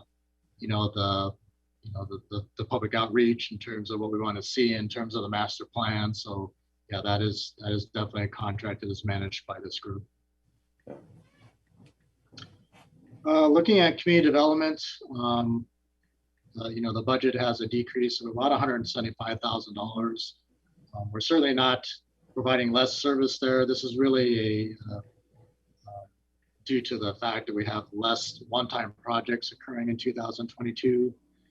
So included in the 2021 budget, we have $250,000 for a facility plan for city facilities, $100,000 in that market analysis that I referred to during the kind of the development discussion that we had. And then we have about $195,000 in just special projects. There was a number of different projects that occurred in 2021. An example would be the ADU design contract was happened in 2021. So we're just seeing less one-time projects within this department. And then finally, we have a significant decrease to capital and transfers. As I mentioned earlier, this budget just includes a lower level of capital projects. The capital transfers is about a $1.8 million decrease, and then just one-time capital is about $750,000 less in the next budget. I'm not going to spend a lot of time on revenues. We just had our revenue hearing, but here again, you can see the breakout in our major categories for revenues. But it really is how we fund everything that we're doing and providing to the public. I do want to run through the significant budget initiatives that are included. You saw a lot of these during the city manager presentation, so I won't spend a lot of time, but of course, happy to provide any further detail you might have. We have the police station land acquisition. The 2022 budget includes $2 million, but we fully expect to have to carry forward $3 million, or roughly $3 million in the current year budget. So this is probably close to a $5 million total budget or total project in 2022. We did mention body worn cameras earlier. This within the 2022 budget is a combination of $500,000 in technology investment. And this is going to be a program that is going to be right in the $300,000 per year to operate and maintain, and to make sure that we're handling our public records that are going to be related to this properly. Happy to report that the budget does include investments in the regional athletic complex. It's one of our crown jewel parks here in Lacey, and as well as a tourism and revenue generator for our community. And we're investing about $2.3 million in the paving of the parking lot there that fronts Stilicum. And we also have a little bit of money to start the preliminary design of phase 3. This is the property that's across the street from the current phase 2 project. So I'm starting to think about what that may look like in the future. Also happy to report that the budget does include $300,000 as a partial placeholder for economic development investments. The council does have committed reserves for this very purpose. One idea is to earmark part of this money for the food truck site improvements. So thinking more in terms of permanent type amenities at that site, but does leave room for other things that may, other opportunities that may be before us throughout 2022. We are investing in our climate action plan. We have $260,000 total in the budget for 2022. $60,000 is related to actually finishing the fourth phase of this plan. We're not sure if this is going to come in a contract, professional services contract, or it might even be a half-time position to finish off this plan. And then there's $200,000 in the budget for actual implementation of some of those components of that plan. There's a little over $300,000 in investment in expanding our park security cameras. The locations included are Rainier Vista, the new Lacey Depot, Senior Center, Community Center. We just have more of a need to have those cameras in place. I do want to talk about some initiatives that are either continuing in 2022 or that are in the current year budget that we expect will be carried over into next year's budget. We do have this is actually a carryover from, I believe, 2018. This is one of those economic development investments the council identified. So we have in the current year budget about $464,000 for Midtown investments. Certainly the council has identified that as an area that we want to focus on, an opportunity for development. So we want to make sure that we are well positioned and prepared to make those investments if they come about. The budget does maintain the City Council's neighborhood grant program. This has been a very popular program, so there's $60,000 in the budget for that. We're going to continue our commission on equity, so $25,000 is included. We are continuing our police succession planning. So the council did set aside $2 million of reserves. And really this is to address the fact that we know that there are going to be retirements and there is a long lead time to actually get an officer onto the road and serving the community. It takes a long time to get an officer through the academy. So we just want to make sure that we are continuing to be able to address those types of shortfalls in the budget. So there are 3 positions and fully funded through reserves to make sure that we are able to address public safety concerns going forward as we kind of go through this phase of retirements. There is $200,000 in continuing our economic development investments for the design of the roundabout at 7th and College for the Midtown access. There'll be, I'm sure, a lot more discussion in 2022 about what that looks like and what sort of partnerships that may be included with that as we move forward, but certainly money in there to keep that project alive and moving forward. I do want to highlight the 2022 Transportation Benefit District projects. 2021, we focused in on Carpenter Road and Northeast Lacey. We're going to turn our attention to Southeast Lacey. I also want to point out that we have a $250,000 in the Transportation Benefit District for sidewalk repairs. So I certainly want to highlight that. I know that has been a program that the Deputy Mayor has watched carefully and been a champion for. So again, $250,000 included for that. So a total budget of about $4.75 million.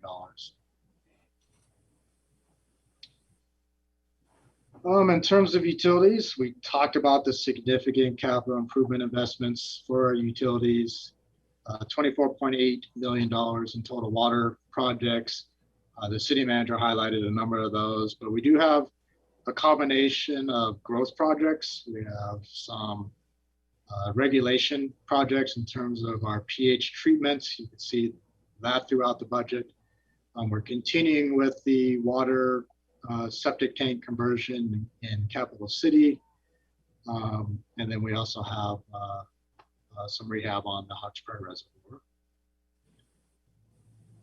In terms of wastewater and sewer, very similar to water, we're looking to maintain and making sure that we can continue to deliver service. So we have a lot of investment in rehabbing lift stations. We also have some sewer line replacements. We're also seeing a continuation of the Capital City septic project in 2022. And then finally, stormwater's capital budget is 1.5 million, and we have a couple minor projects within stormwater. But this is really going to be, I think, the story in the next 6 to 8 years, significant capital investments in our utilities, which, you know, we've had the discussion about the need for rate increases to fund that. Do want to talk about transportation in general outside of the transportation benefit district. So this is our Arterial Streets Fund, $3.8 million capital budget for transportation. This is down about $4 million, if I recall. We're not going to be constructing nearly as much within this fund. We're going to be focusing on design, but some projects that have been in the transportation improvement plan for a long time are coming forward. College Street Northeast Extension, and we did receive grant monies for the design of that, so we're moving forward with that. 10th Avenue, that's an economic development interest there within the Midtown area. And then we have kind of a new program. We put some monies, I think $500,000, maybe it's $450,000 for right-of-way acquisition. We just want to be in a position to buy properties as they come up for sale. It just makes a lot of sense to buy a future right-of-way when we have a willing seller. So we want to just make sure we are in position to take advantage of those opportunities. So that's a new program within our Arterial Streets Fund.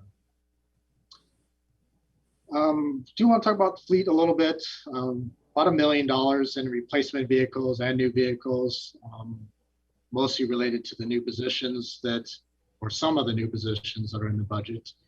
But this is really more of a historic number, $1 million. It is a lot of money, but that's pretty standard in terms of an annual expense. I do want to let the council know you did take action back in September to provide some monies in 2021 in terms of early ordering of vehicles because of the challenge with the chip shortage. We're seeing more and more of that. We just received notice that so you might remember during the amendment discussion that all heavy pickup trucks, we needed to order those in September in order to have vehicles arrive in 2022. Since that time, we received notice that any work vans, so the transit vans, same thing. We had to rush to get those orders in for 2022. So, this is an area we're watching very closely. This is an industry that's been, heavily impacted by COVID and that supply chain. So we're watching that carefully going forward. I do want to highlight social services. This is a department. Well, it's actually a new department. It's certainly becoming of significance that we want to treat it as a separate cost center for the city. But I do want to highlight our investment in the community and what we're doing in terms of getting help to those that need that help. So I just want to highlight some of the areas within the social services budget.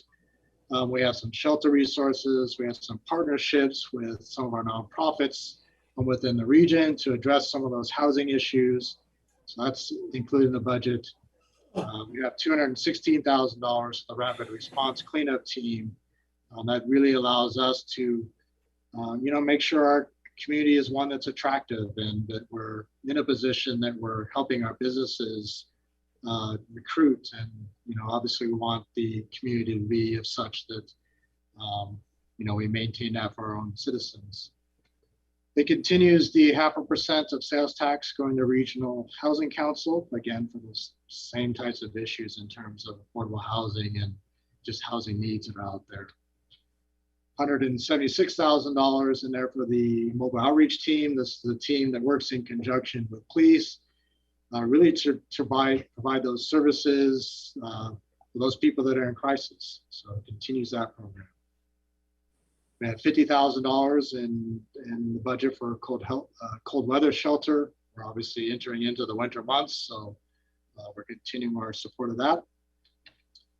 And we also have our affordable housing sales tax dollars. So this was a diversion from state sales taxes to local jurisdictions. So Lacey will receive a maximum of $110,374 per year. And the council, of course, has committed 2 years of that funding for the Regional Housing Council's project, the Unity Commons Place, which is there on Martin. So that is included in the budget as well. I do want to highlight what's not in the budget. There are no provisions or no considerations in the budget for the American Rescue Plan Act dollars. And then the city of Lacey will receive about $6.8 million. We obviously know that, and we know that the council is having those discussions. We're having regional discussions about those dollars, but nothing set in concrete in terms of where those may be spent. So we will obviously amend the budget once those discussions conclude, and we know where we're going to invest or provide that, that support for the community. So again, I just want to highlight the change to the budget, about $54,000 to property taxes, just so you know that within the printed budget and the budget that's online, it is slightly different than what you may see or what the public may see. You want to again highlight our next steps. Again, November 18th is going to be a busy night in terms of budget for the council. We'll conduct our final public hearing on the budget, and then we'll be asking council to take action on items related to property tax and utility rates. And then we will be asking the council to adopt the 2022 budget on December 2nd. I do want to put a little plug in for the next conversations with council. The focus of this conversation will be budget basics. So this is another opportunity for the public to learn a little bit more about our budget process. So at 4 o'clock on November 10th, we will be live streaming that. So certainly encourage the public, if you have an interest to learn a little bit more about the budget, to do so. It will be streamed live on the city's Facebook page, as well as the YouTube channel, city's YouTube channel.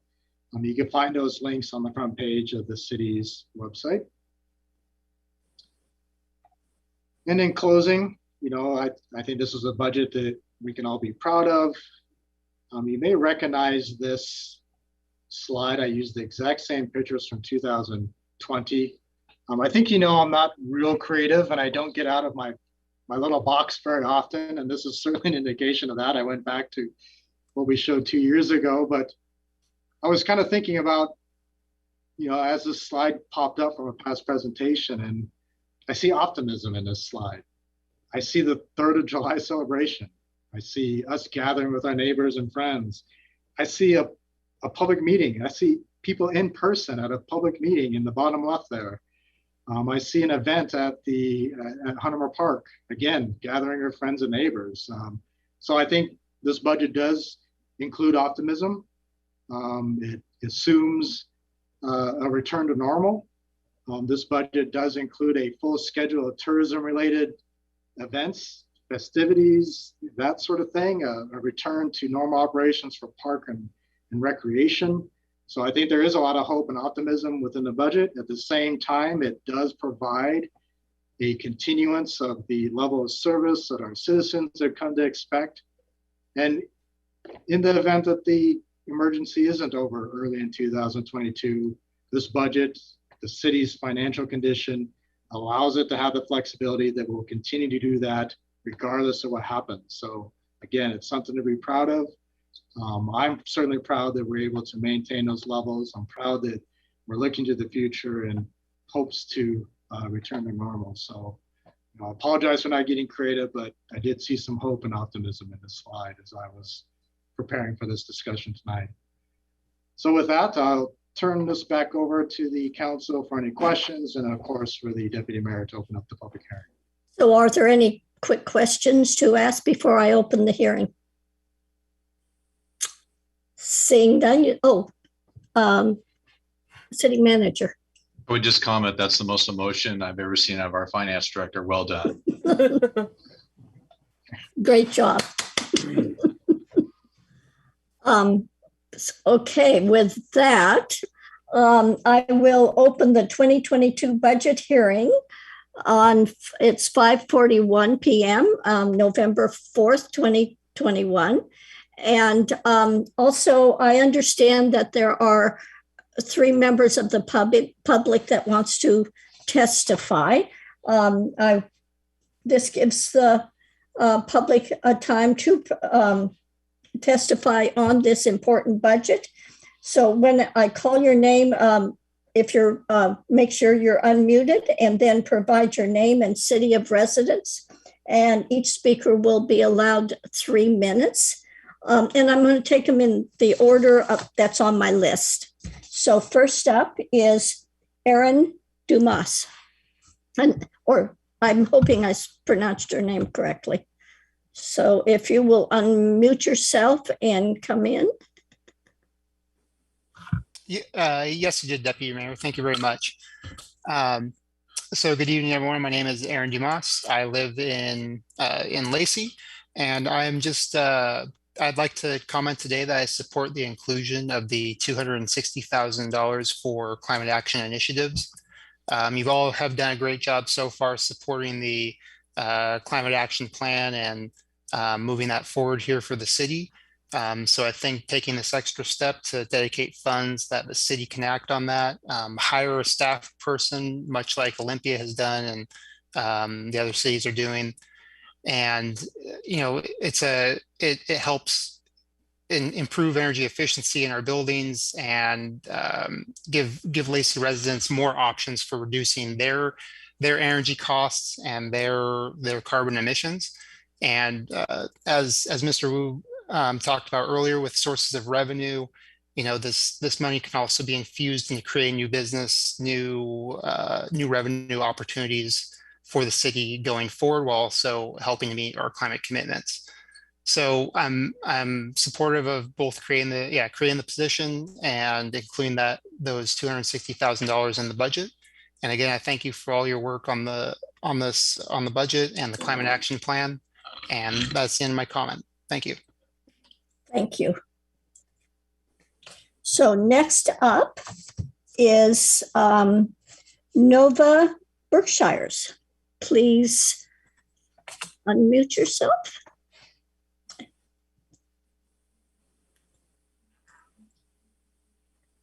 Is Nova still on? Sorry, Deputy Mayor, I had Wayne Olson. Oh, Wayne up next. Okay, well, I apologize, Nova. So let's have Wayne Olson go.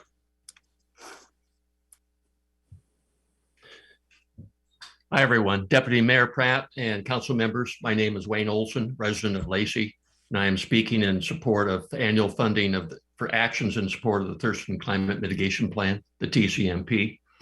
Thank you for your foresight and efforts to successfully bring the TCMP to the significant milestone of adoption and inclusion into the Lacey Comprehensive Plan. The next step is before you now, the funding of the initial implementation of the plan. I wholeheartedly support your 2022 budget proposal of $260,000 to start executing this 30-year plan. Now the hard part must begin, turning words into action.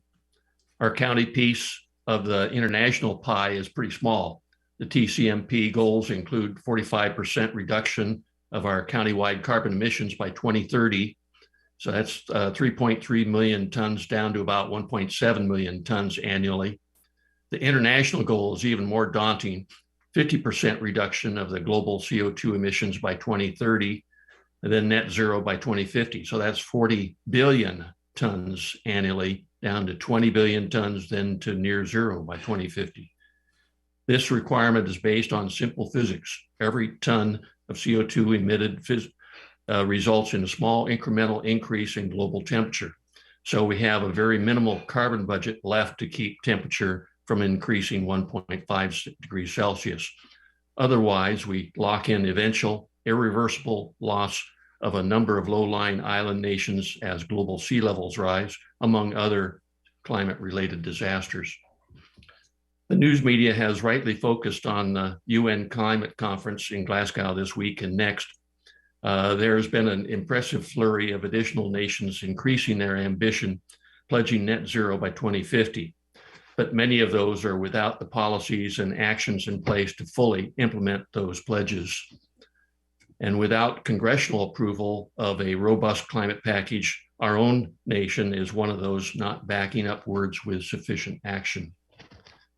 As I passed to you by my email and public comment to your September 2nd council meeting, the latest assessment report of the world's expert scientists, that's the IPCC, has concluded that our current path of policies will still doom us to global temperature increases well in excess of 2 degrees Celsius before 2100 and well into the declared no-go zone of climate-related disasters. So that is why action at the state and local level, and ultimately action by all of us as individual citizens, is so very important. And on the positive side, all this work also means more and better jobs, a more healthy environment, and cost savings as we transition to an electrified world.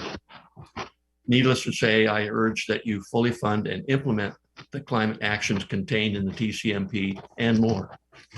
My grandkids and yours are counting on you. So thank you very much. Thank you. I can't get my thing off. Hang on. Okay, so next up is Nova Berkshires.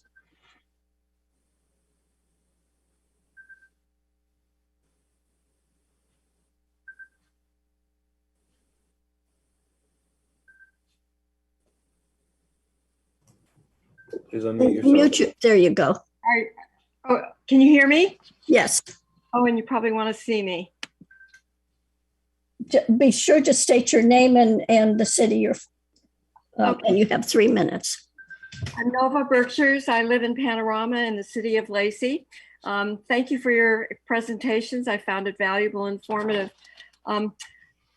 I had a severely asthmatic and allergic daughter 50 years ago, and that compelled me to learn a lot about air quality. And then in the 70s, that led me to an introduction to early science-based data on climate change realities. And then in the 80s, I had some grants to support my research on public policy in Germany when it faced the dying forest tragedy because of acid rain caused by air pollution. So thank you, Lacey City Council members, for addressing the local challenges our community faces because of fossil fuel issues affecting climate change here now. And we just heard from the COP26 conference about how climate change has really become a climate global catastrophe. So we must invest funds into solutions and strategies along with information and education efforts to generate community support and cooperation for climate mitigation action. This must include protecting the Lacey ecosystem along with its economy. So your investments in prioritizing electric vehicles, clean fuels, and charging stations make sense. So does building up instead of out, encouraging public transportation, and protecting trees, plus saving water. I urge you to make and enforce rules to protect and restore existing forests and prairies while encouraging urban tree planting, reducing logging, minimizing trimming, and advocating for healthy care of tree habitats. No one lives without struggles to learn solutions to challenges, but humans often prioritize their own profitable prosperity and growth, comforts and conveniences, and focus more on our personal preferences than a healthy community and environment. But we all breathe air and we depend on water. And trees absorb carbon dioxide, they produce oxygen, absorb water, and provide a healthy environment for all, including insects, birds, bees, butterflies, and many other critters. So trees serve as a crucial and essential role in a healthy ecosystem home. So make their protection an absolute priority in all city policies and practices, and in the $260,000 budget for climate action initiatives. Thank you. Thank you. So that ends the list of names I have to testify. So with that, I will close the hearing at 5:51, November 4th. Thank you. And thank you, Troy. Next up is Ordinance 1602. Deputy Mayor, can I just add one thing? Yes. So I'm glad there was a lot of comments about the budget as it related to the climate initiatives. I just wanted to provide some clarity. So we put $60,000 in the budget.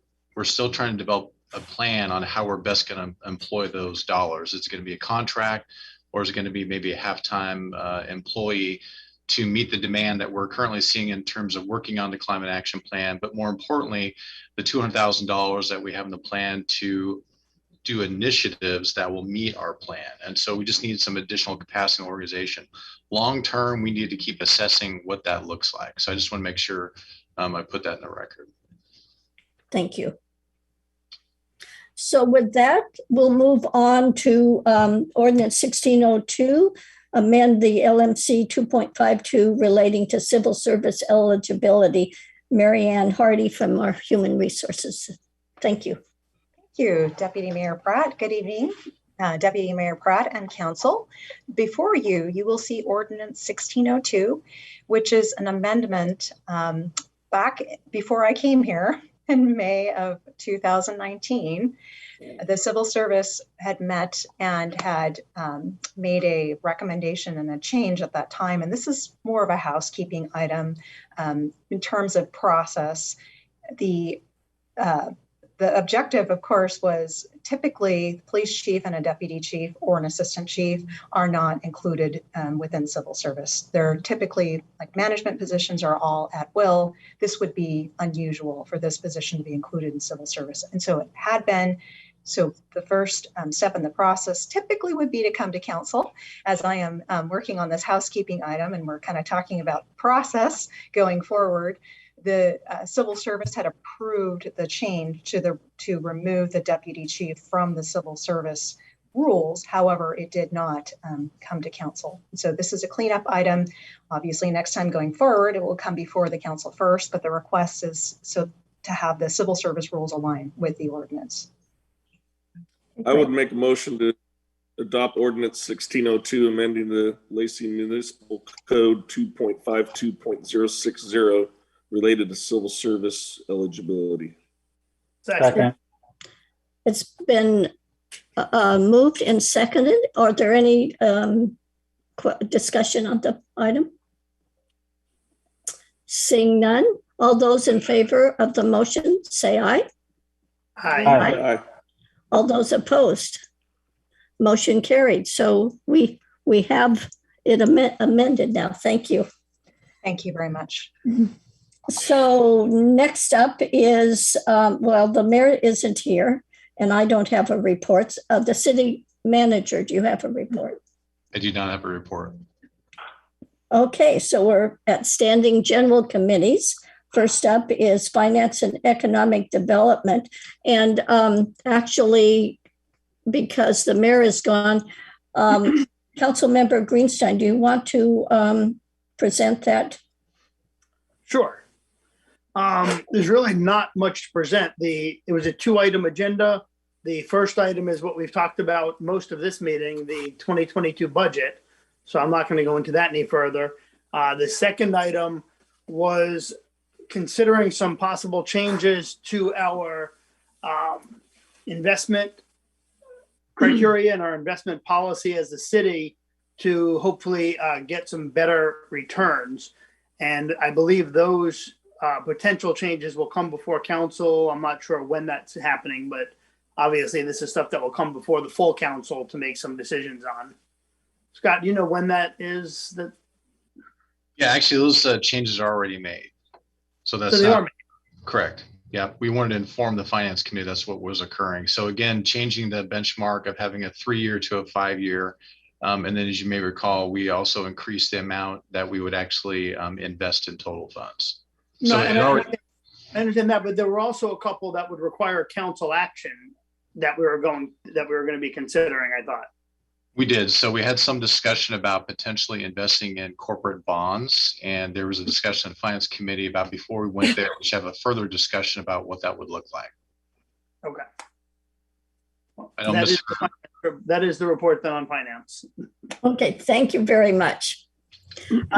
Next is Land Use and Environment Committee. Councilmember Cox. Right. Okay, we met on October the 26th.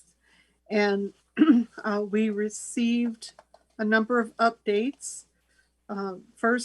Last, because it's right here in order, we got a nice overview on land use development. Rick Walk led us through a number of projects, those that are currently in progress, which include, to name a couple, the landing at Slater Kinney and Pacific, commercial development there, the 6th Avenue apartments, and the new Bradley Park subdivision.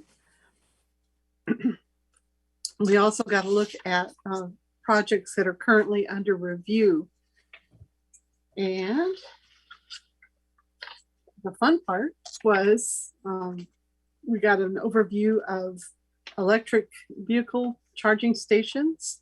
There are 7 in the works, which would provide 14 charging positions.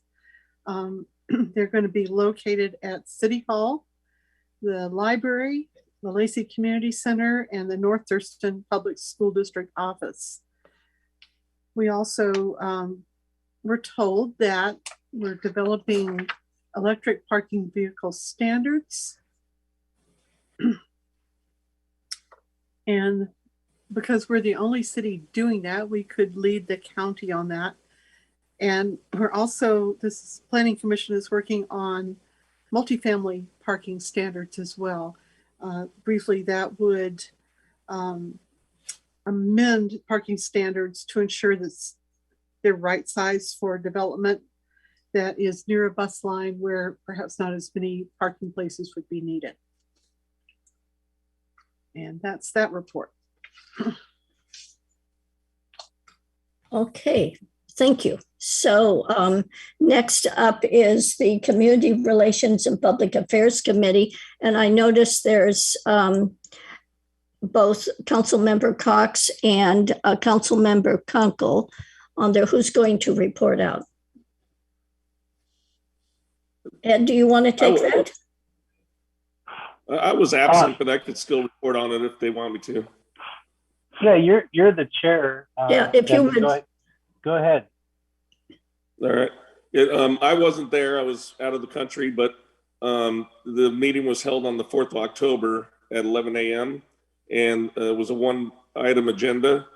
It was a 6-year art plan and arts commission discussion.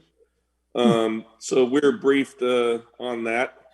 And they reminded us how the funding is made. It's resolution 1105 and ordinance 1022.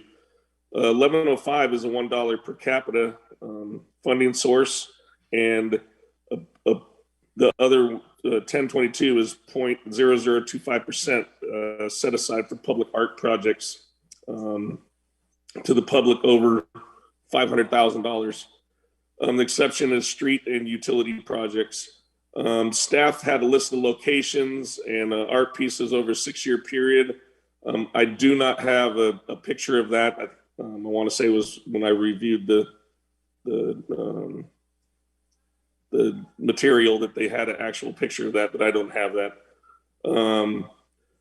And then they had a discussion about staff was recommending establishing an ad hoc task force to do work for the commission over the few years on the 6-year plan. And the task force should include a variety of community stakeholders, including city council members, representatives, business owners, community members, homeowners, nonprofits, cultural organizations, etc., including youth council and artists and art curators. And task force would be responsible for recommending themes and objectives, as well as locations, review RFPs and submissions with RFP submissions with staff, and recommend selections of the RFPs to the full council for approval. So in a nutshell, that's what the meeting was about. Thank you. So next up is utilities and Councilmember Kunkel. Thank you, Deputy Mayor. So this was October 4th, and topic of discussion was the Puget Sound Energy Green Direct program the city participates in. There was a bit of a hiccup. I understand that this was voted on before I made it to council, approving this Green Direct program. And I know that there was a little controversy over the initial penciling out. Is it going to be effective financially for us to invest in it? And it looks like there may be a little bit of a shift there, as a calculation was not quite what we had initially thought. So there is a little bit of compromise currently being worked out between PSE and all the other stakeholders. So we're kind of in a wait and hold pattern to hear back and to figure out what we can expect as far as our investment in the Green Direct program. And that's kind of where we're at on that particular meeting. Okay, is that your report? And that is my report. Thank you very much. The next up is the General Government and Public Safety Committee. And we had 2 items. However, the 2021 property retained by the police department was in our consent agenda, which we passed. And the update to the civil service eligibility changes was passed this time too. So that's my report. I don't have a report. So with that, let's move on to boards, commissions, and committee reports. First up was Mayor Ryder, and he isn't here, so we will go down to my reports. And the Joint Animal Services Commission met on November 1st. We were given a presentation of the proposed assessments that they would assess for their budget, and had our first budget hearing. And in 2022, Lacey assessments at current levels will be $316,801. At full service to Thurston County, our assessment would be $341,525. And so this includes using reserves of $140,000 to offset the impact to jurisdictional assessments. And so over the next 2 years, the reliance of reserves will be reduced by $70,000 annually. And by 2024, jurisdictions assessments will reflect the actual cost of services. So we won't be pulling from the reserves each year. There are several positive changes that will impact all the jurisdictions if Thurston County votes to move from modified services to full services. One is consistency countywide. And then the budget also, because of this, would include 2 additional FTE field service officers, 2 officer 2s, with additional members of the field team. And we can consistently have 2 to 3 officers on 7 days a week. So this would increase the current count to 6 FSOs. The impacts to the field budget also include an additional vehicle to accommodate added staff and animals training, uniforms, and equipment. And additionally, the customer service specialist originally budgeted as a set 0.75 FTE would increase to 1 FTE to provide additional coverage. So someone would be answering calls 7 days a week. Even during days we are closed. With the increase in staff, animal services will be able to provide after-hours emergency support to all the jurisdictions. We have the final budget hearing next month before approval of the budget. However, Thurston County, this is kind of weird, they will not pass their budget until after our JASCOM meeting. So at the moment, we will have to stay with the $316,000 assessment until we know that they have approved the additional full services cost to JASCOM. And I assume then we would do an amendment to our budget at the next January meeting. We also approved a JASCOM 5-year strategic plan. So that's my Joint Animal Services Commission report out. LOT met October 13th, and we had the following agenda items. LOT and Tumwater signed an MOU for sale of a house being surplus by LOT, and Tumwater will use this as an affordable housing property, so that's really beneficial. So the board approved this MOU. And the board also received an update on succession planning for critical positions, including the operations and facilities division director and executive director at the September 2021 work session.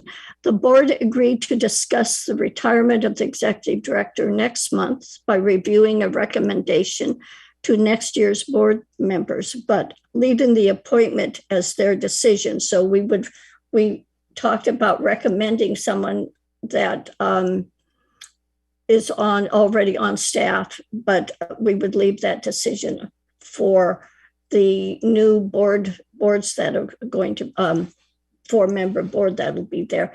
Pete, well, I shouldn't say, Mayor Komet and myself will be off the board, and there's no guarantee that the other 2 will still be on the board either.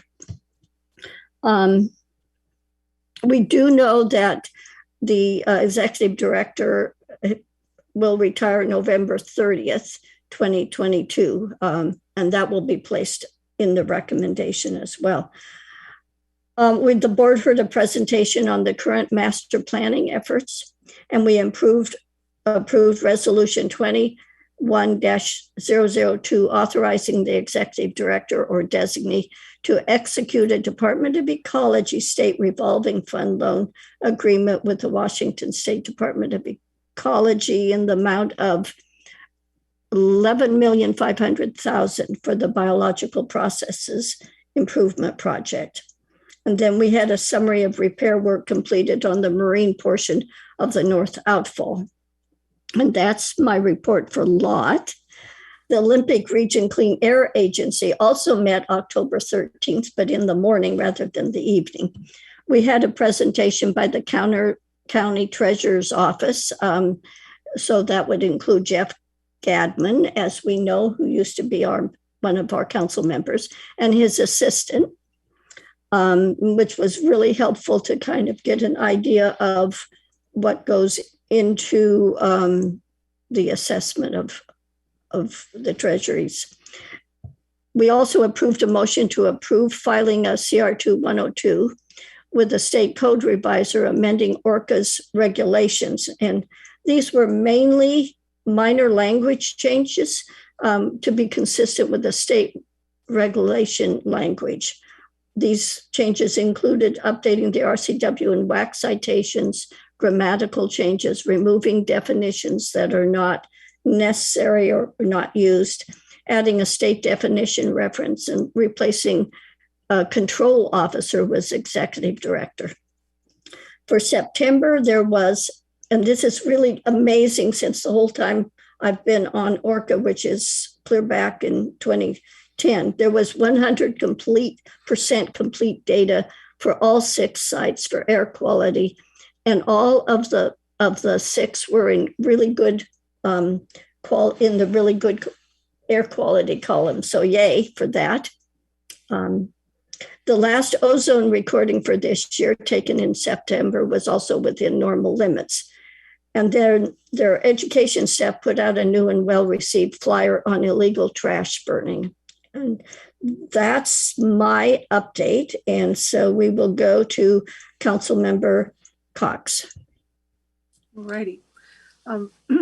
Intercity Transit Authority has met twice since I last reported out, and the October 20th agenda was probably the meatier of the two.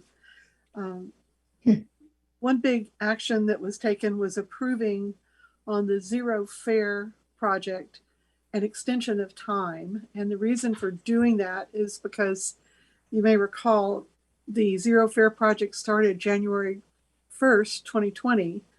And we got about 2 months into it. And then the COVID pandemic and the lockdown happened, and bus service plummeted, routes were cut, and we're still rebuilding service. So it will extend for 3 years from the time we are able to finally restore service to 100% of pre-COVID levels, or 2028, whichever happens sooner on that one. We also got a great presentation on roadmap to a zero emissions fleet. And it looks like for buses, the staff is recommending that we consider hydrogen fuel cell fleet, and then electric vehicles for vans and staff cars and that sort of thing. And the Dilo Lift kind of mini buses are on a propane fueling system right now. So service levels, I mentioned, are down. We're at about 79% of what happened before COVID. And I had previously reported that Intercity Transit passed a mandate or imposed a mandate for mandatory vaccinations. And at last report, 96% of the staff had complied with that. So there will be a little loss of staff, but not a lot. And then we met again last night, and the 2 main orders of business were conducting public hearings, much like we did tonight, on our 2022 draft budget and on the 2022-2027 strategic plan. My other report is on the Regional Housing Council, which met on October the 27th. And we are recommending almost $1.6 million in grant awards for organizations that have rapid rehousing and hotel voucher systems.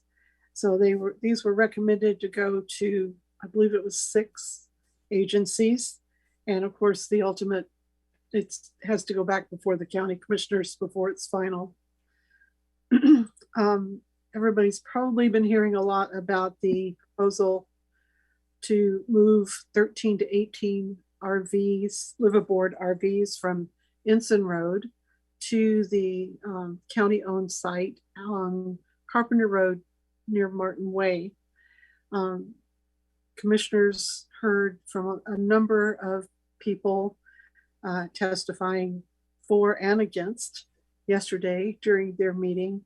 And even as we speak, there is a public outreach meeting by Zoom going on on that.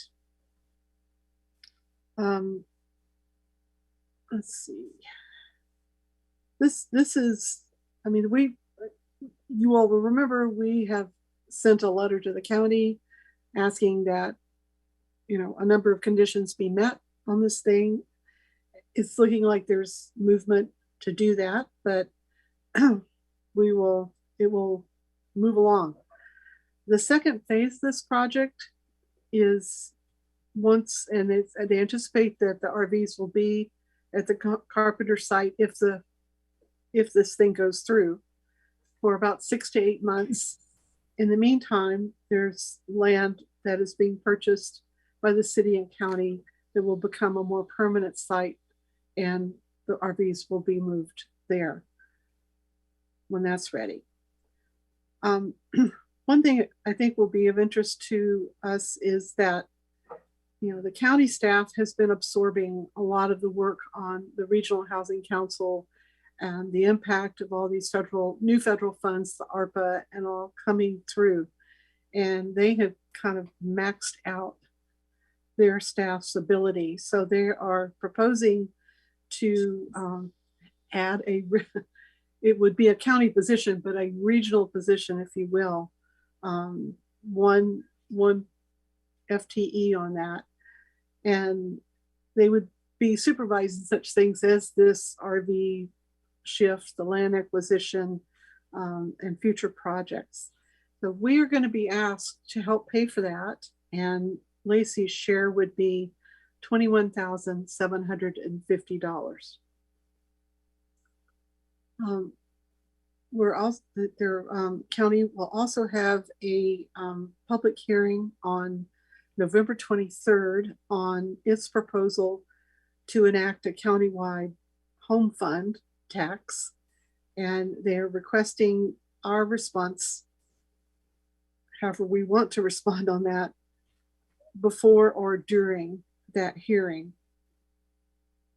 And one more quick bit, the county's Office of Housing and Homeless Prevention is requesting proposals from community members, groups, consultants with lived experience and expertise in intercultural facilitation to develop, recruit, and facilitate a community-based steering committee comprised of Black, Indigenous, Native, people of color, otherwise known as BIPOC, to provide ongoing feedback to the members of the homeless crisis response system.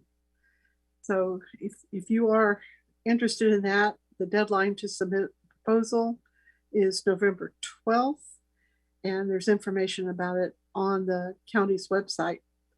So this group is intended to provide, you know, transformative leadership in this system and for the homeless as well as regional affordable housing practices. And so it's kind of running parallel with some of the efforts Lacey is making along the equity lines. That's my report. Thank you. So next up is Council Member Greenstein. Just a short report on TCOM.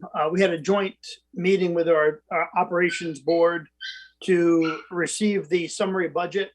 The next meeting would have been actually yesterday, but we postponed that a week to give 30 days for public comment on the budget. So we'll actually have our meeting next week. The only other, well, a couple other things. We did hire a deputy director, as I've talked about in the past. Keith Flowing, the executive, is retiring, and Wendy Hill, who has been the deputy director, has been offered and accepted the job as director. We've now hired a deputy director as well. So we are moving forward on that. And then, you know, we're currently down about 6 people in the operations side of things, and which is causing a lot of overtime and causing a lot of stress on staff. And unfortunately, we are just really struggling to recruit and hire people. As everyone knows, and the way it is right now, it is very difficult to get people to come to work and to hire people. So just creating a lot of stress on staff. So a lot of things going on there to try to help relieve some of that.